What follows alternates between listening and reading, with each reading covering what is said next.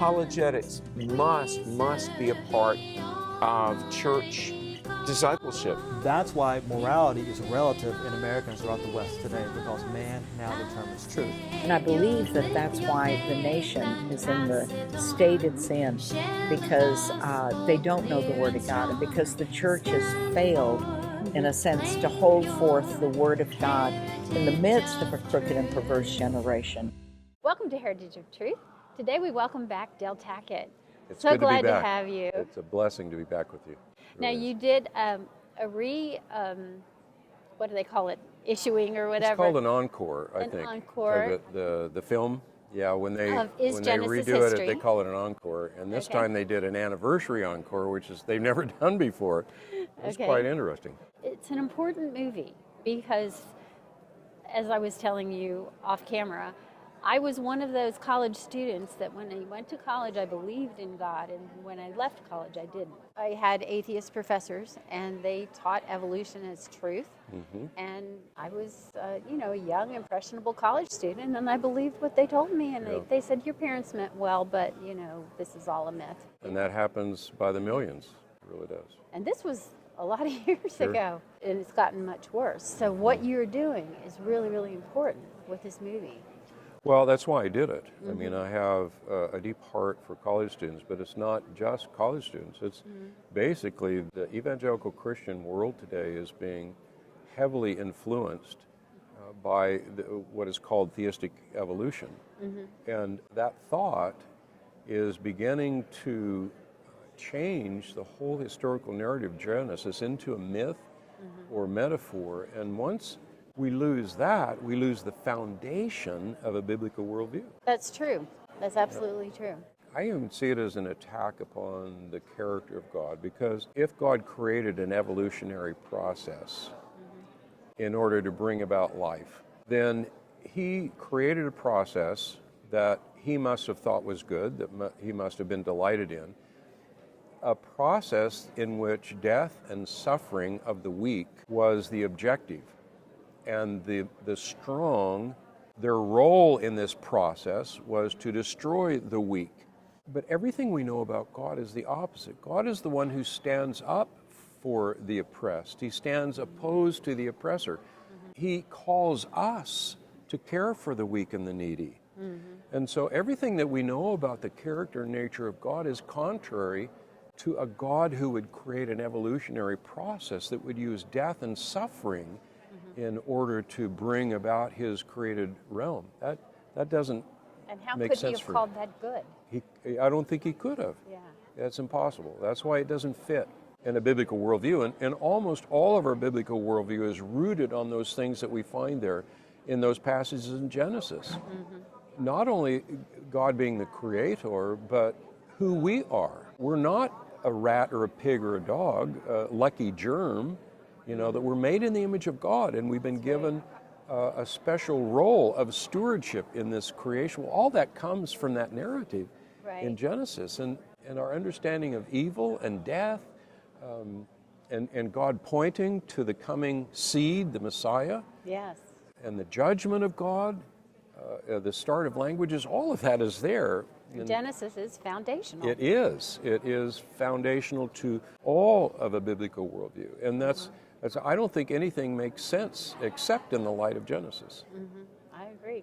As part of the encore for this movie, you interviewed, or you actually took some students to the Ark Encounter. Yes. So why don't you tell us about that? Well, that was fascinating. I just love being with college students, and so just the background on this is these students were from Wheaton College, and they had formed a creation society on Wheaton College, and they wanted to show the Genesis film on campus. So they did. They showed that film. Well, it created such a brouhaha among the faculty that the faculty then had their own assembly a week later to counter the Genesis film. And so it was in this context of the over 200 faculty members at Wheaton. There are only two that are what I call near-time creationists or historical creationists. And so we wanted to bring three of those students to the Ark, and to just simply go through the Ark with them and talk about it, and to also interview them and talk to them about how is this issue being discussed? What is happening in their generation, in that young millennial generation? So it was a fascinating discussion. I enjoyed being with them a lot. Is that discussion available for people to watch? That's on isgenesishistory.com.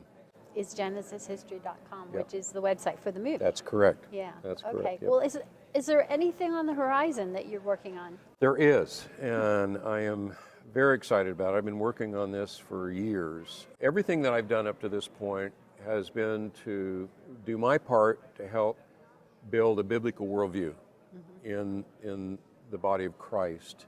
But there is a next step beyond having a biblical worldview. In other words, I don't think it's God's end game for us simply to have a biblical worldview. His end game is for us then to use that biblical worldview, to be fruitful with that worldview, and to be light and salt in the culture in which we find ourselves. Right. And so this is going to be another small group, set of 10 lessons, 10 tours as I call them, called The Engagement. The engagement is going to help us understand who God is, and in particular what I call the crown jewel in the nature of God. And that nature of God, the aspect of God, is what is behind what we were talking about before. Because we could say, why is it that God cares for the weak? And so that's one of the crown jewels? Yes, Yeah, yes. okay. What is it in the nature of God that he should care for the needy, for the outcast? And because it's that aspect of God's nature that reached down and grabbed me. I was the most needy, I think. I was the most lost. And he reached down and he grabbed me. As a result, and he grabbed you and he pulled it. And who is this God who draws with kindness? Who has this zeal, this sacrificial zeal that seeks the true good, the flourishing of another. And so in grasping that as best we can, I think we're going to understand what it is that God has asked us to do. We started the Truth Project, for people who are familiar with the Truth Project, we started the Truth Project with the question, why did Jesus come? Why was he born? And that led us to the statement Jesus made with Pilate when he was on trial before Pilate. And he said, for this reason I was born, and for this I came into the world, to testify to the truth. And it was that statement that led us on these tours to look at the truth of God in all areas of life. So we're going to start the engagement not with why did Jesus come, but why did Jesus leave? Why did he go away? Why didn't he stay here? I mean, wouldn't it be great if Jesus were still here, especially in the crazy world that we live in today, but he left. And that will lead us to ask the question, what did he leave us to do? What is his end game for us? So that's where we're headed in the engagement. It's going to be a tough one for people because the Truth Project, to some extent, was easy for us as evangelicals because we love truth. We love to get more truth in our truth notebook. But this is going to call us to engage the culture and, in particular, people around us. It sounds like a clarion call that we need right now. I think it is. I really do. And in fact, I will go as far as say that the state of our country is not good. The state of our nation is not good. The state of our culture is not good. And I am at the point that I believe that there isn't much hope for our culture unless we begin to do what the Lord asked us to do, to be what he asked us to be. And there's hope there. There's hope in that remnant. Right. And it begins with us. If the Christians are not leading the way, who will? No, that's exactly right. Exactly right. So we need to recover that stewardship. A lot of people think of the stewardship that we were given in the garden, and they think of it as stewardship over the land. the birds and the animals. That's true. We are given that stewardship, but we are also given stewardship over culture. I've never thought about that. That's a really good point. Yeah, and we need to steward the culture that we live in, and we're not doing that. Yeah. Wow. Just like we steward the raising of our children. Yes. And so.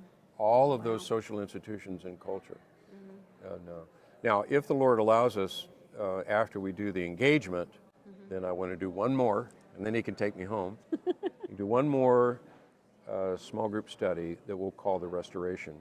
And the restoration will be focused on what we just said, that we need to look at the culture around us, the social institutions that are around us. That's the family, marriage, the church, state, the sphere of labor, business. All of these social institutions are institutions that God has given to us. He's designed those institutions, and we are stewards of those institutions. And so we're going to call people to consider our role as a steward in that area. Oh, that sounds really good. Is there going to be a different website for them to follow the new one? If they are interested in following the engagement and the restoration and the Worldview teaching that I've been doing, they can go to my website, which is deltackett.com. Do you have any last words that you want to say to our viewers? Well, I would say this, and that is that, we're part of God's family. And oftentimes it appears sometimes that everything is against us. But that's nothing new. I mean, that's nothing new. It's not like, oh, we're the first generation of Christians where we look around and it appears like the culture is against us. Are you kidding? Christianity was birthed in the era of Rome. Yeah. And, they were if they persecuted me, they will persecute you too.